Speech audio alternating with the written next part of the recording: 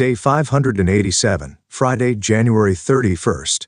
Jeremiah 9, Jeremiah 9 1-26, NKJV. Oh, that my head were waters and my eyes a fountain of tears, that I might weep day and night for the slain of the daughter of my people.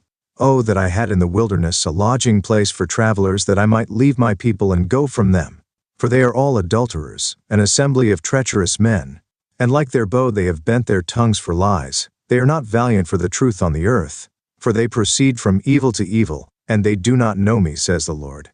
Everyone take heed to his neighbor, and do not trust any brother, for every brother will utterly supplant, and every neighbor will walk with slanderers. Everyone will deceive his neighbor, and will not speak the truth. They have taught their tongue to speak lies. They weary themselves to commit iniquity. Your dwelling place is in the midst of deceit. Through deceit they refuse to know me, says the Lord. Therefore thus says the Lord of hosts, Behold, I will refine them and try them, for how shall I deal with the daughter of my people? Their tongue is an arrow shot out. It speaks deceit. One speaks peaceably to his neighbor with his mouth, but in his heart he lies in wait. Shall I not punish them for these things, says the Lord?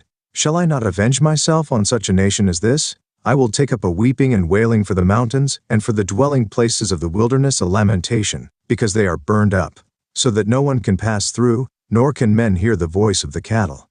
Both the birds of the heavens and the beasts have fled, they are gone. I will make Jerusalem a heap of ruins, a den of jackals. I will make the cities of Judah desolate, without an inhabitant.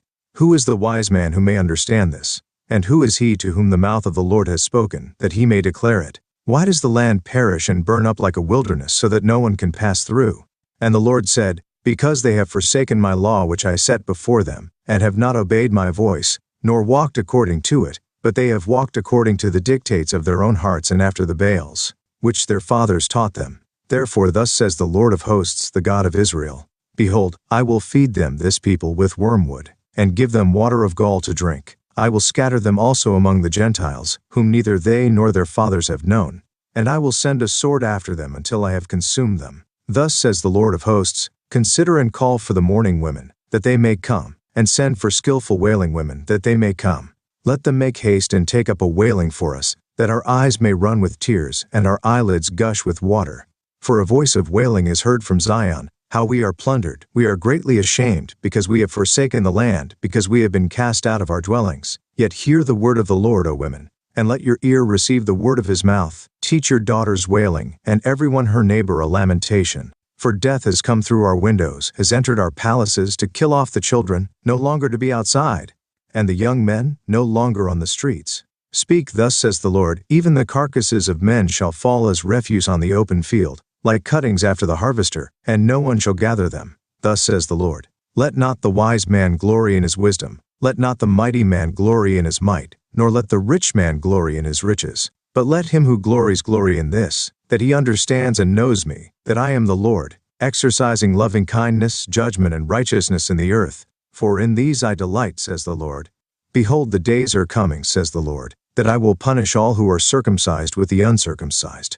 Egypt, Judah, Edom, the people of Ammon, Moab, and all who are in the farthest corners, who dwell in the wilderness. For all these nations are uncircumcised, and all the house of Israel are uncircumcised in the heart. Daily Deep Dive. The UCG reading plan states, The prophet's lament continues into verse 2. Yet it appears that the last sentence of this verse begins another interjection by God, an interjection made clearer in verse 3, wherein he identifies blatant sins of the people, that they are not valiant for the truth, but instead proceed from evil to evil. In the same verse he says, They do not know me, nor, as we previously read, did they understand his judgment. Like his northern counterpart Hosea, see Hosea 4:6, Jeremiah identified the people's major deficiency as their lack of knowledge of the Lord and his judgment. Note on Jeremiah 8:7, and yet they were supposed to be Israelites, of God's own nation. Sadly, in one negative respect, they did take after their father Israel, or rather Jacob as he was named before his conversion.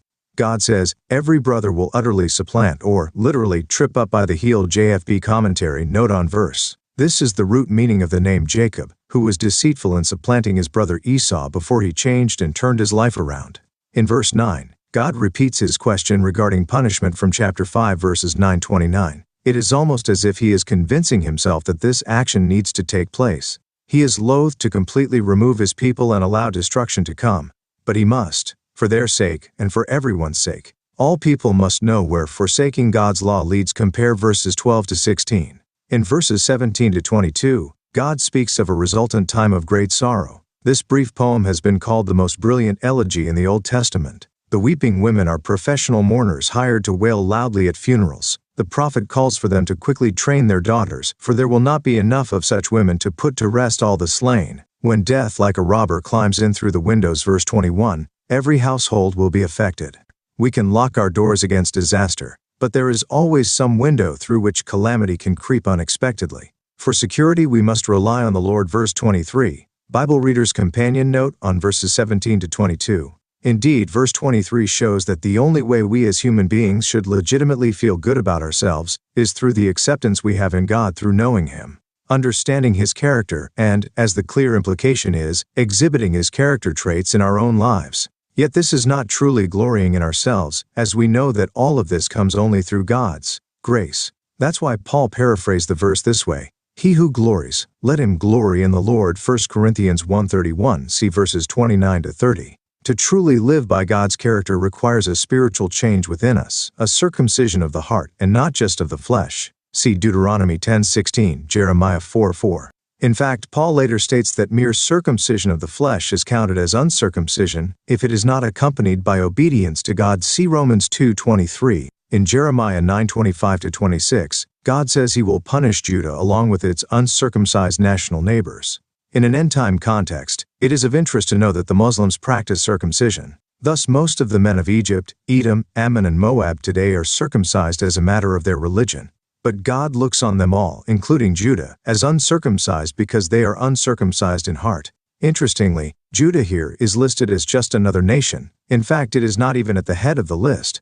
The point of this text is similar to the concept of temple inviolability, just as God would destroy even the temple 7:12-14. So He would ignore even circumcision when it was merely an outward symbol. See Deuteronomy 10:12-22.